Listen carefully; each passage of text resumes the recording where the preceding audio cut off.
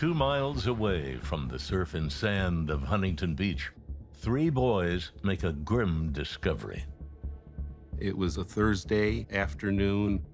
Officer Tom Quick responded from the Huntington Beach Police Department regarding a woman that was found in a plowed farm field near Newland and Yorktown.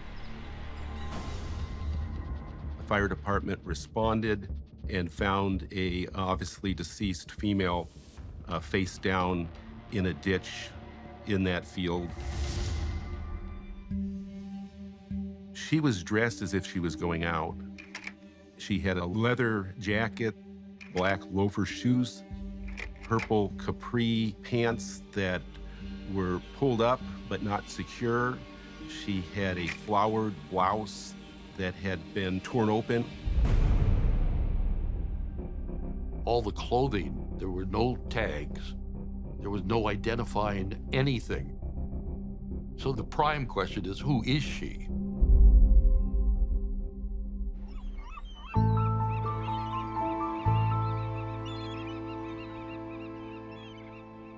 Anita was born on March 9th, 1942, in Augusta, Maine.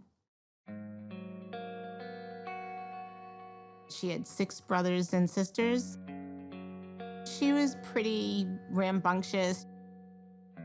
Anita was a really good aunt. She was really nice to us and would play games with us. Everybody enjoyed being around her, had fun with her. Anita P2 is 26 in 1968, with a fun-loving and rebellious spirit. At one of her jobs, Anita makes some new friends with exciting plans to get out of their small town and head for California.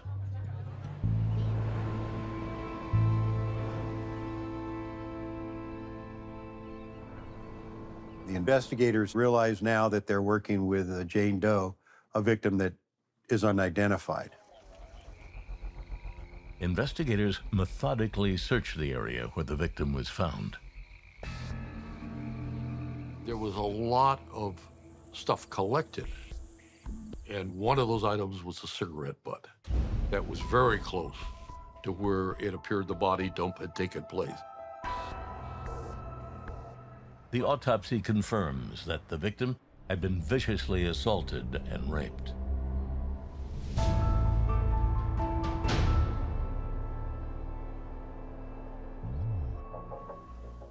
She said she was doing well in California. She really liked the weather, and that she had taken a trip to Hollywood to see the stars' homes. And this was the only letter that we ever got from her.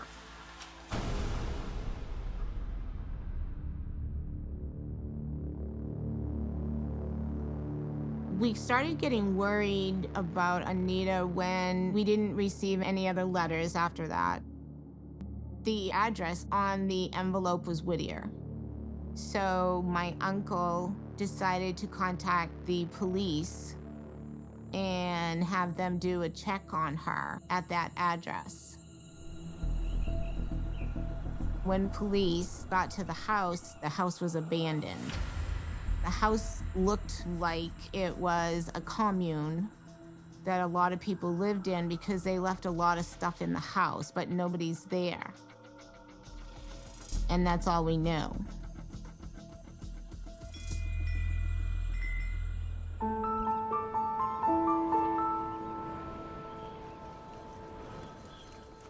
Unaware of Anita's family's search, police in California take an unusual step in hopes of identifying this Jane Doe. They had an open morgue showing where anybody could come down there and look at her body. And so she was kept for an unusually long time at the coroner's office with the body under refrigeration. No one was able to identify the body. After 15 months, investigators run out of hope. The unnamed murder victim is unceremoniously buried, and the case goes as cold as the winter winds of Maine.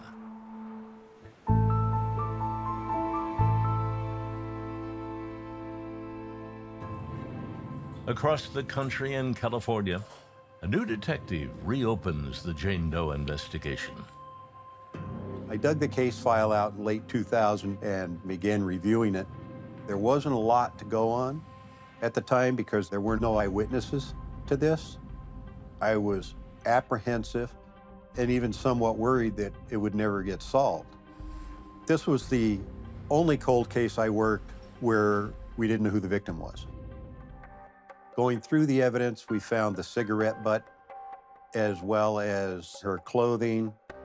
I asked the technician to see if there could be some DNA extracted to put into CODIS, which is a combined DNA index system.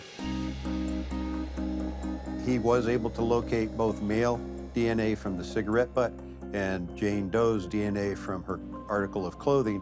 Both of those were put into the system, hoping to get a match. After a couple of days, I heard from the technician that there was no match. By 2011, a new DNA technique emerges that gives investigators hope. Familial searching and genetic genealogy are avenues for DNA investigation. Genetic genealogy is the use of DNA testing to assist in identifying blood relatives. They begin by looking for Jane Doe's relatives. You're looking for a first-degree relative, a father, a brother, or a son, and that's the way familial works.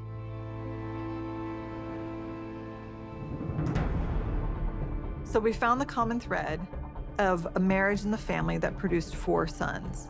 They're all second cousins to the relative we found in the database. They're the right generation, and they're about the right age. This is it. We found them. The killer is one of these 4 brothers.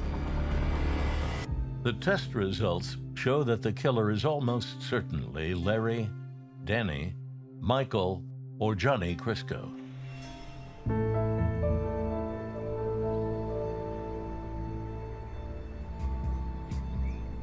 Further investigation places Johnny Crisco in the vicinity of the crime back in 1968.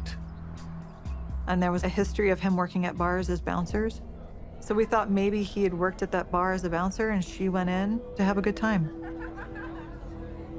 Having identified the killer, the team turns back to unraveling the mystery of Jane Doe.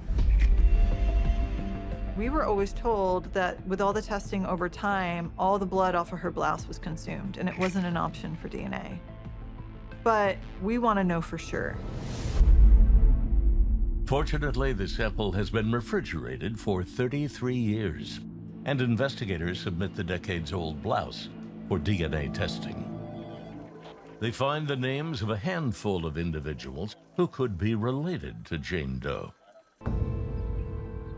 Back in Maine, Anita's sister Ann gets a phone call from Detective Deerking.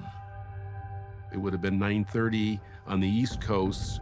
We made a round of calls and talked with Ann. She immediately told us that Anita was missing from 1968. And at that moment, it was like, oh my gosh, this looks like it's the real deal. Our victim was Anita. It was a surreal, exciting moment for everybody connected to the case. 52 years after the body of Jane Doe was found in Huntington Beach, Anita's family finally holds a memorial service in her honor. I elected to travel with her remains to the memorial service, and it was extremely special to not only me, but to the family, and to see the closure and to meet these people that were 3,000 miles away. I just want everybody to remember her as this fun-loving woman. She didn't have the chance to really live her life because it was taken from her. But she was finally found and brought back to us. And that's all we really wanted. She's here.